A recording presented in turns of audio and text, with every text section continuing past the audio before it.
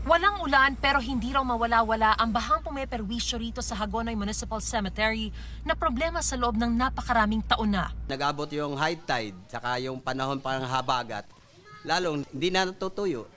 Ganyan na siya. Kawawa, yun talagang naiiwan. Paano, lubog na sa tubig. Ang baha nagmistulang burak na sa dumi at kapal ng basura. Di pa naman daw bababa sa 1,000 ang nakalibing pa rito.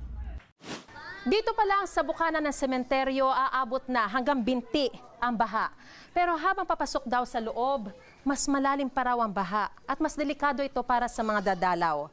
Dahil sa kalunos-lunos na sitwasyon, marami na ang mga labing inilipat.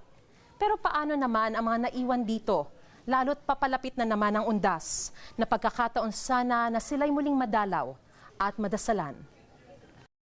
Gaya ni Federico na may 10 pa naman daw patay na nakalibing sa naturang sementeryo. Sa kuwan na lang namin nagtutulo sa bahay. Sa bahay na lang? Kandila, tsaka litrato. Lalagay mo na yung picture. Si Nanay Flor de Liza, kahit tapat lang ng bahay ang sementeryo, minabuting ilipat na lang ang labi ng ama't ina sa mas maayos na sementeryo. Hindi na po pwedeng abutin ng bota. Tsaka maburak na, madulas na po, madidisgrasya ka na.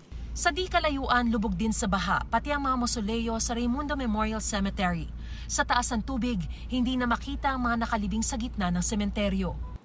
Ang pamilya ni Ren Ocampo napagdesisyonan ng hukayin ngayon pa lang ang labi ng ama sa Hagonoy Catholic Cemetery para raw maayos nilang madasalan at magunita ngayong darating na undas. Sinusubukan pa naming makuha ang pahayag ng lokal na pamahalaan kaugnay sa plano nila sa mga sementeryong ito, pero di pa sila tumutugon sa aming tawag.